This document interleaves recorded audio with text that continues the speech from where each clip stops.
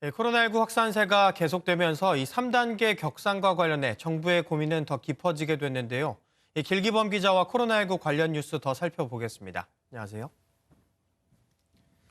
네, 길 기자, 어제 오후 이 정세균 총리 주재로 회의가 열렸습니다. 이 3단계 조치에 대한 어떤 결정들이 나왔을까요? 네, 정부는 거리두기 3단계 격상 없이 지금 수준에서 확산세를 꺾어야 한다는 입장을 밝혔습니다. 검사 건수가 평일보다 2만 건 가까이 줄었는데도 어제는 0시 기준 역대 최다 확진자가 나온 상황입니다. 예. 지난 한 주간 60대 이상 감염자가 하루 평균 313명이나 된다는 점도 큰 문제입니다. 네. 물론 이 3단계 격상이 능사는 아니겠지만 이 3단계 격상 어쨌든 고민하는 이유 아무래도 이 경제적인 문제가 가장 크겠죠. 네, 그렇습니다. 하지만 최근엔 자영업자들도 차라리 3단계로 격상해서 빨리 잡았으면 좋겠다는 목소리도 나오고 있는데요. 예. 이를 의식한 듯 박능우 장관은 많은 분들이 3단계의 의미를 정확히 모르는 것 같다고 했습니다. 한번 들어보시겠습니다. 근데 서비스뿐만 아니라 생산을 하는 제조업 분야도 일정 부분 멈추는 것이 포함되어 있습니다. 그것은 대단히 우리 경제에 파급 효과가 크고 피할 수만 있다면 반드시 피해야 되는. 결국 정부는 시민들이 예상하는 것보다 더 큰 경제 피해가 다가올 수 있는 만큼 3단계는 피해야 할 수 있다면 피해야 하는 최후의 보루라는 점을 강조하고 있습니다. 예. 이 전문가들은 계속해서 이야기를 하잖아요. 이 강력한 조치가 필요한 상황이다 이렇게 이야기를 하는데 이 지금 상태로 3단계 올리면 확산세 잡을 수 있는 건가요?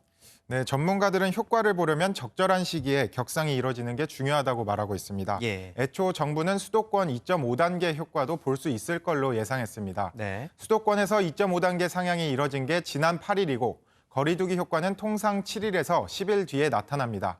그런데 지난주 확산세가 꺾이기는커녕 1000명대를 기록했고 특히 수도권 상황이 심각했습니다. 시기를 놓친 거리두기는 경제적 피해는 그대로 보면서 방역 효과는 미미한 결과를 가져올 수 있다는 지적이 나옵니다. 네, 사실 수도권은 2.5단계까지 올라간 상황이고 이 나름 여러 가지 조치를 했지만 이렇게 확산세가 꺾이지 않는 이유는 뭘까요? 여러 이유가 있겠지만 주요 원인 중 하나로 꼽히는 게 숨은 감염자입니다. 예. 방역당국은 지난주부터 수도권에 임시선별 검사소를 설치해 누구든 익명으로 검사를 받을 수 있게 했습니다.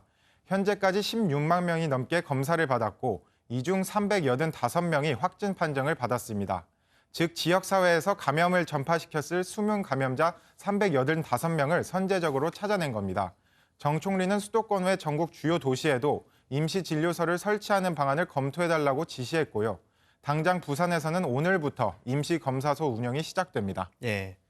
사실 많은 분들이 우려하는 게 이 숨은 감염자 수치였는데 이 숨은 감염자 수치가 예상보다 높게 나왔다면서요? 네, 지금 이 수치가 심상치 않은데요. 당초 서울시는 인구 10,000명당 확진자 1명이 나올 걸로 예상했습니다. 예. 그런데 지금 수치를 단순 계산하면 10,000명당 확진자는 약 23.6명입니다. 예상보다 훨씬 더 많은 숨은 감염자들이 코로나19를 전파시키고 있다고 볼 수 있습니다. 수도권뿐 아니라 전국적으로 익명 검사를 확대하겠다는 방침이지만 확산 전에 이들을 찾아낼 수 있을지는 아직 미지수입니다. 예. 네, 그래서인지 이대로라면 2,000명대도 가능하다 이런 이야기도 나오는데 가능한 얘기인가요? 네, 현재 감염 재생산 지수는 1.1을 조금 웃도는 상황인데요. 예. 감염자 1명이 1.2명에게 코로나19를 전파하고 있다는 의미로 확산세가 잡히려면 이 수치가 1 아래로 떨어져야 합니다. 예. 게다가 K방역의 핵심은 동선 파악을 통해 확진자를 선제적으로 찾아내는 건데 1000명대 확진에서는 한계가 있을 수밖에 없습니다. 지금 1000명인데 이 1000명의 역학조사를 다 못할 거 아니에요? 1.2에서 1.3 정도인데 이게 4, 5일 지나면은 이 숫자대로 늘어나는 거기 때문에 한 200~300명은 나올 거고 또 4, 5일 지나면은 2000명 올라가는 거니까 지금 이걸로는 못 견딘다는 거죠. 네, 상황이 이렇다 보니까 이제 병상 부족이라든지 의료진 문제도 계속해서 제기가 되고 있습니다. 그래서인지 정세균 총리가 이 의대생 구제 가능성을 언급했다던데 이게 어떤 내용인지 전해주시죠.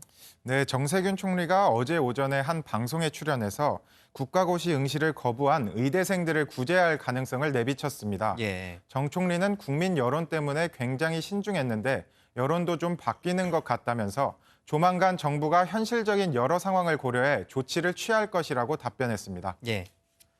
이렇게 코로나19 확진자가 연일 최다 기록을 나타내면서 이 불안감이 더 큰 상황인데요. 이 다가오는 성탄절과 연말은 물론 새해까지 이번만큼은 분위기보다 방역 수칙을 지키면서 안전하게 보내는 게 우선되어야 할 것 같습니다. 지금까지 길기범 기자였습니다. 고맙습니다.